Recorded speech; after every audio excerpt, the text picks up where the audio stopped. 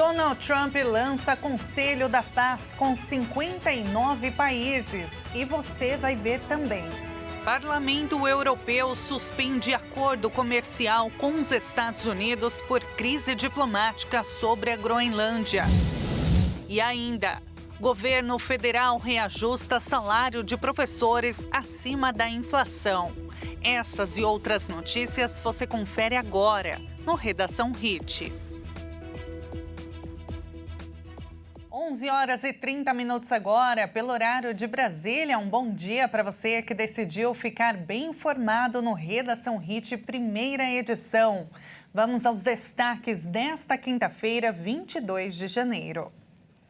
O presidente dos Estados Unidos, Donald Trump, lançou oficialmente nesta quinta o seu Conselho da Paz.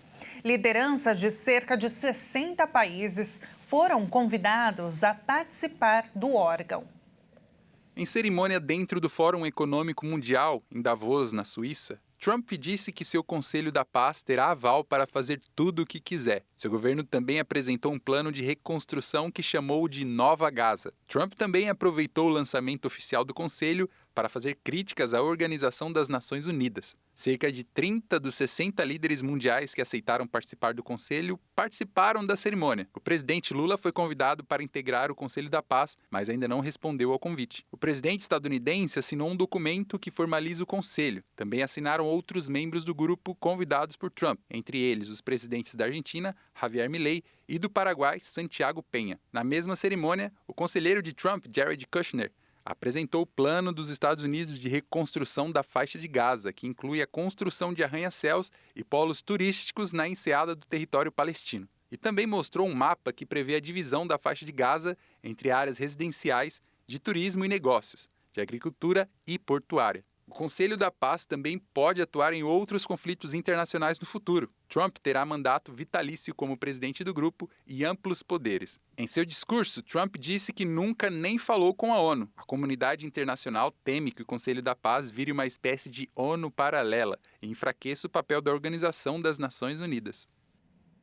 A crise diplomática entre os Estados Unidos e a Europa ganhou mais um capítulo. Em resposta às ameaças do presidente Donald Trump de impor tarifas de 10% à União Europeia, caso o bloco não aceite que o governo americano assuma o controle da Groenlândia, o Parlamento Europeu decidiu romper o acordo comercial com os Estados Unidos. Segundo o jornal The Guardian, a suspensão do acordo União Europeia-Estados Unidos é a resposta mais dura do bloco até agora. Líderes europeus têm avaliado as falas de Donald Trump, mais recentemente a ameaça da tarifa, como chantagem para conseguir o território da Dinamarca. O acordo prevê uma nova fase de tarifa zero para diversas exportações industriais entre os dois lados do Atlântico. Mas, por se tratar de um acordo separado do pacote de tarifas, a suspensão não afeta o compromisso da União Europeia de comprar 750 bilhões de dólares em energia dos Estados Unidos. Ao discursar no Parlamento Europeu, a presidente da Comissão Europeia, Ursula von der Leyen, reiterou que o continente deve romper com sua prudência tradicional em um mundo dominado por força bruta e pediu que os Estados Unidos mude de postura. Em sua participação no Fórum Econômico Mundial em Davos, Trump descartou o uso da força para anexar a maior ilha do mundo ao território americano. Na semana passada, o presidente americano ameaçou impor novas tarifas de até 25% a 8 países europeus por apoiarem a Dinamarca e enviarem uma missão militar de exploração à Groenlândia. Mas assim como em outras ocasiões, Donald Trump voltou atrás. O republicano suspendeu nesta quarta-feira a ameaça e garantiu que concebeu o marco de um futuro acordo sobre a Groenlândia, em uma reunião com o secretário-geral da OTAN, Mark Rutte, em Davos, na Suíça.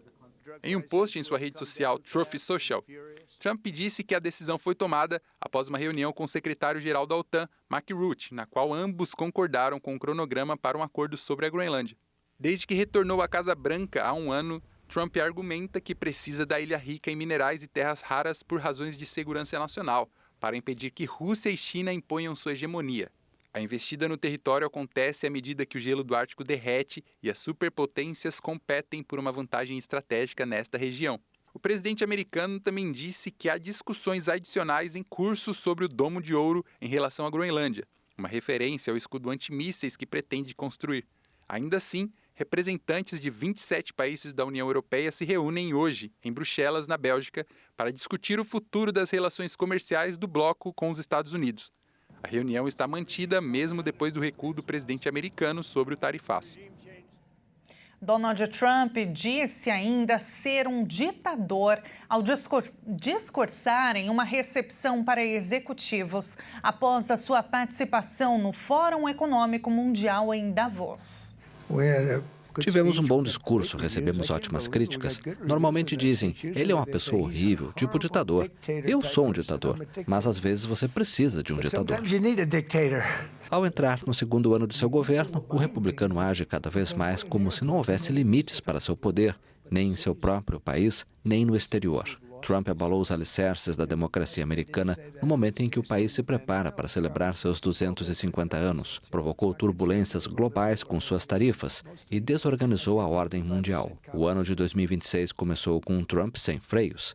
Atacou a Venezuela para deter e derrubar o presidente Nicolás Maduro, ameaçou a Groenlândia e enviou agentes de imigração para uma operação letal em Minnesota. Nesta quarta-feira, o presidente americano descartou pela primeira vez o uso da força para tomar a Groenlândia durante seu aguardado discurso em Davos, no qual exigiu negociações imediatas para comprar esse território autônomo da Dinamarca, um aliado da OTAN.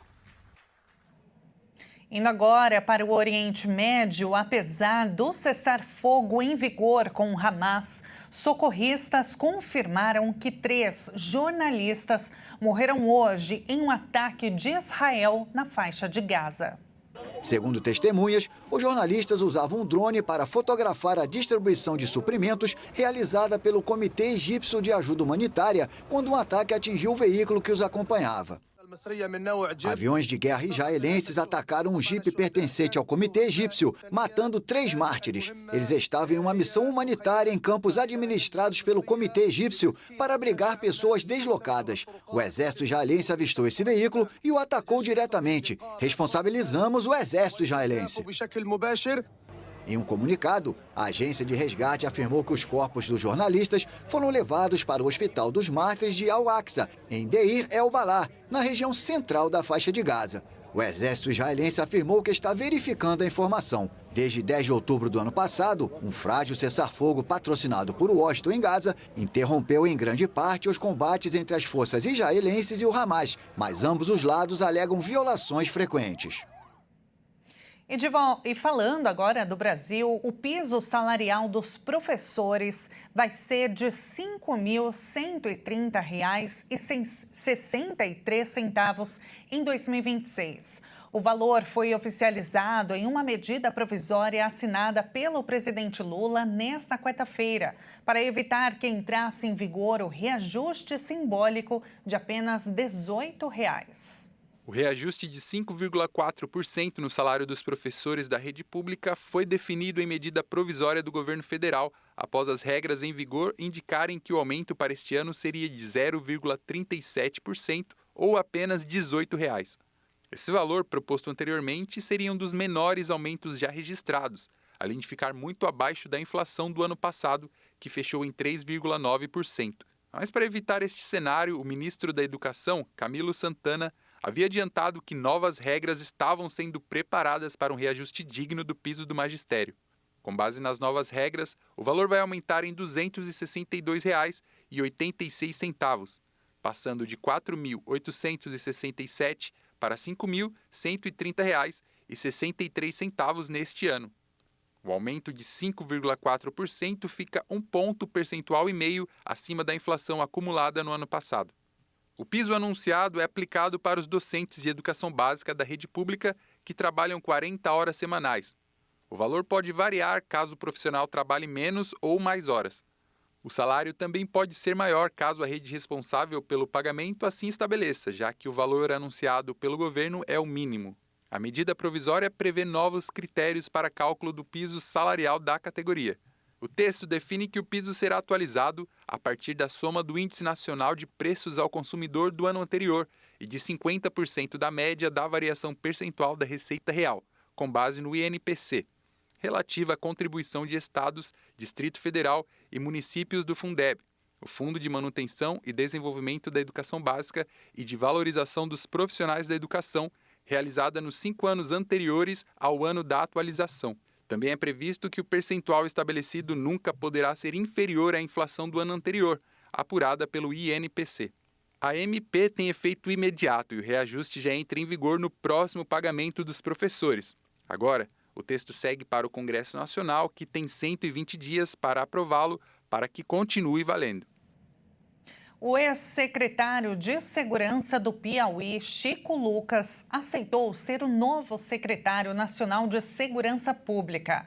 Ele foi escolhido pelo ministro da Justiça, Wellington César. O piauiense vai assumir a Secretaria Nacional de Segurança Pública, responsável por formular políticas públicas e diretrizes para a segurança no país. Antes, o posto ocupado por Mário Sarrubo, que já havia sinalizado que não permaneceria na pasta após a saída do então ministro Ricardo Lewandowski, no início do mês. Em publicação nas redes sociais, Chico Lucas afirmou que aceitou o convite de Wellington com senso de dever e espírito de cooperação e agradeceu ao ministro da Justiça e ao presidente Lula.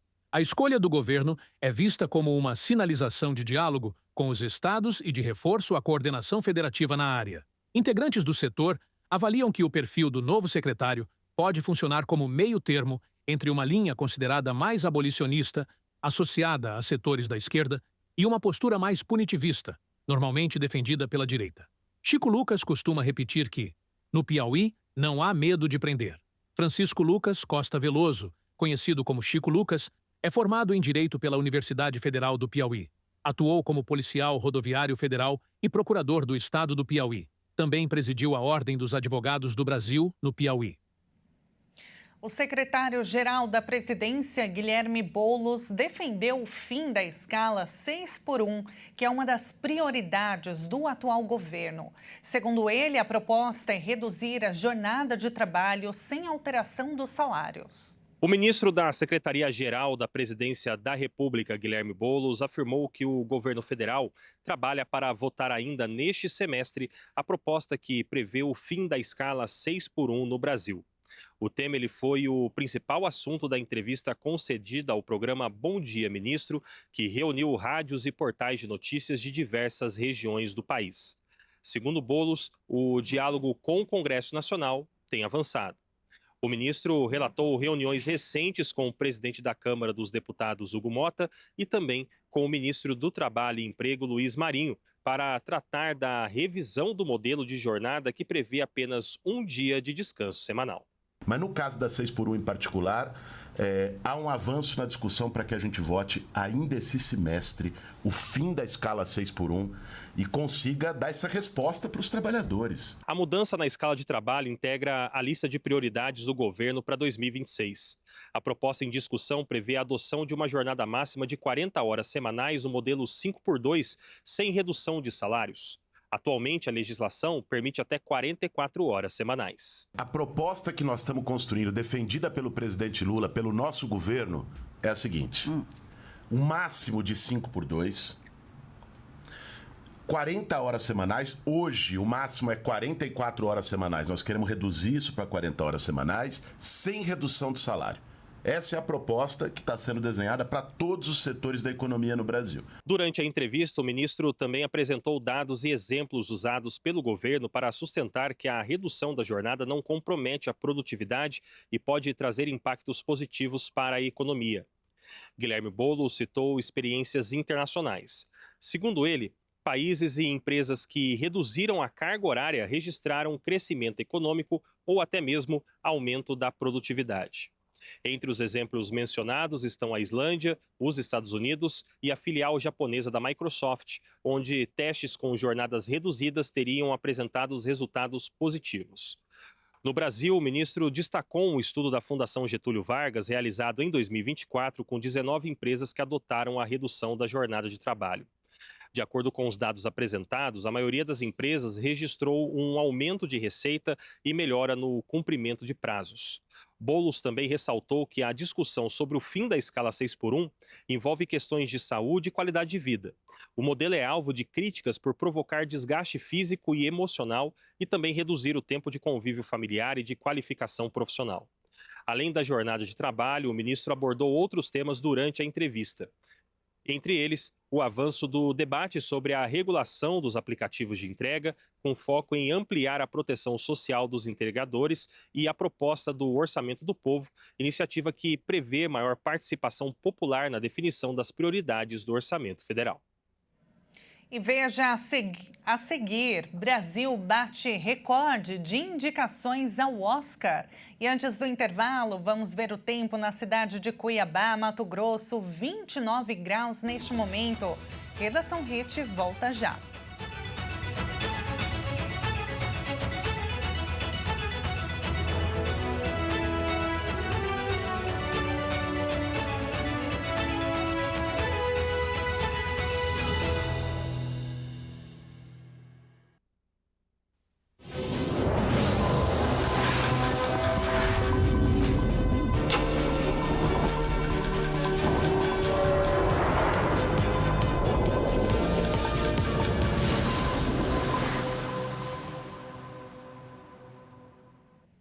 Nós estamos de volta com Redação Hit, agora no horário de Brasília, 11 horas e 48 minutos.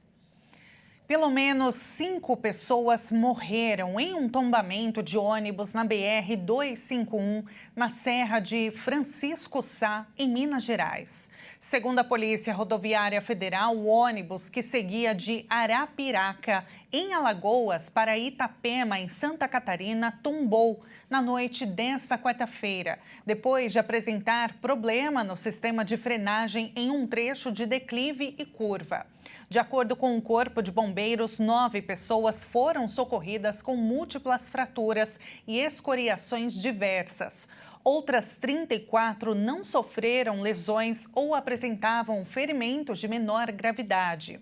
E entre os mortos foram encontrados os corpos de uma bebê de aparentemente 1 ano e uma mulher que estavam fora do ônibus. Os outros 3 corpos, que eram de 2 homens e uma mulher, ficaram presos debaixo do veículo. Os trabalhadores de perícia já começaram. Os trabalhos, aliás, de perícia já começaram. A Polícia Rodoviária Federal confirmou que o condutor não foi localizado. De acordo com o ENAMED 2025, o exame nacional que avalia a proficiência dos novos formandos de medicina, 4 em cada 10 médicos formados por faculdades privadas no país não alcançaram o nível mínimo para exercer a profissão.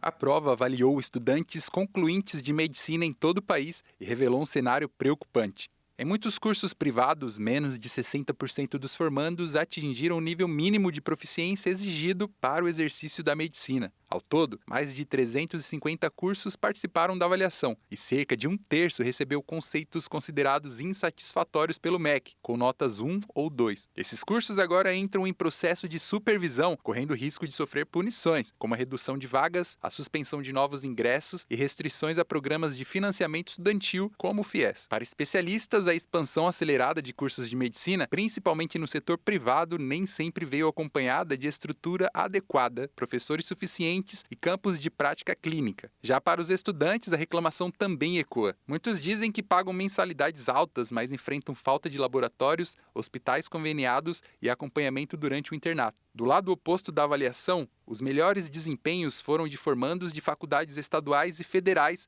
com média de 87% e 83% de aprovação, respectivamente. Os resultados reacenderam um debate antigo: criação de um exame obrigatório para médicos nos moldes da prova da OAB para advogados. Hoje, no Brasil, basta concluir a graduação para obter o registro profissional. Para o Ministério da Educação, o ENAMED é uma ferramenta para melhorar a qualidade do ensino e proteger a população. Já para entidades médicas, os números mostram a urgência de mudanças mais profundas na formação dos futuros médicos do país. A escassez de água está sendo ampliada. Um novo relatório da ONU apontou que os habitantes do mundo inteiro devem ficar atentos para as consequências das mudanças climáticas provocadas pelo aquecimento global. Um relatório divulgado por especialistas das Nações Unidas alerta que o planeta entrou em uma nova fase de crise hídrica, caracterizada como uma falência no uso da água doce. De acordo com o documento, a combinação entre mudanças climáticas, poluição e décadas de exploração acima da capacidade de reposição comprometeu fontes essenciais, deixando bilhões de pessoas sem acesso suficiente à água para atender às necessidades básicas. Os pesquisadores fazem uma analogia com uma quebra financeira. A humanidade não apenas consome mais água do que a natureza consegue repor anualmente, como também passa a esgotar reservas estratégicas acumuladas ao longo de milhares de anos. Aquíferos subterrâneos, geleiras e ecossistemas naturais estão sendo drenados, enquanto a parcela de água ainda disponível sofre contaminação por resíduos urbanos, atividades agrícolas e processos industriais. Os indicadores dessa crise são considerados alarmantes. Mais da metade dos grandes lagos do planeta apresenta redução de volume. Cerca de 70% dos aquíferos monitorados estão em queda contínua e as secas extensas se tornaram mais frequentes.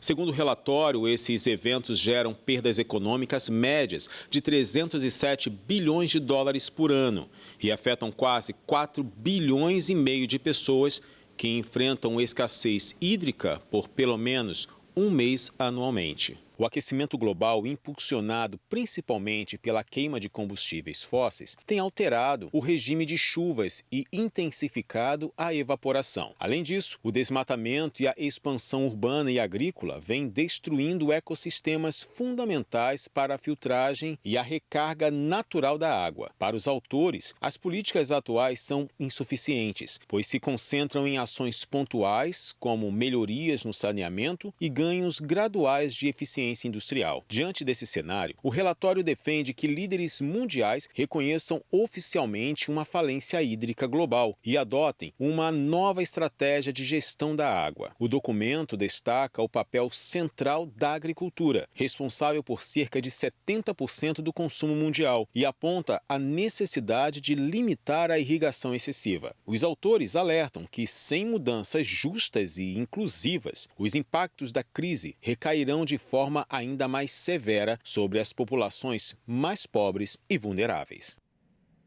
E agora a gente muda de assunto para trazer uma ótima notícia, porque o longa brasileiro O Agente Secreto recebeu 4 indicações ao Oscar e empatou ao recorde de Cidade de Deus em 2004. O filme de Kleber Mendonça Filho foi indicado à principal categoria do prêmio e disputa o troféu de melhor filme do ano. Wagner Moura foi indicado ao prêmio de melhor ator. Essa é a primeira vez que um ator brasileiro concorre nesta categoria. O filme também foi indicado ao prêmio de melhor seleção de elenco. Também é a primeira edição do Oscar com essa categoria. O Agente Secreto também concorre ao prêmio de melhor filme internacional. E caso vença, será a segunda vez seguida em que o Brasil traz o prêmio para casa. No ano passado, o filme vencedor foi Ainda Estou Aqui. E o brasileiro Adolfo Veloso também foi indicado no Oscar e disputa a estatueta na categoria de melhor fotografia pelo trabalho no longa-metragem norte-americano Sonhos de Trem, de Clint Bentley. A cerimônia dos melhores do cinema acontece em 15 de março em Los Angeles, nos Estados Unidos. E a gente encerra esta edição com uma ótima notícia, mas antes vamos com uma câmera de São Paulo. Neste momento, capital paulista, 21 graus. Muito obrigada pela sua companhia nesta quinta-feira. Nos encontramos novamente amanhã, às 11h30 em ponto. Até mais.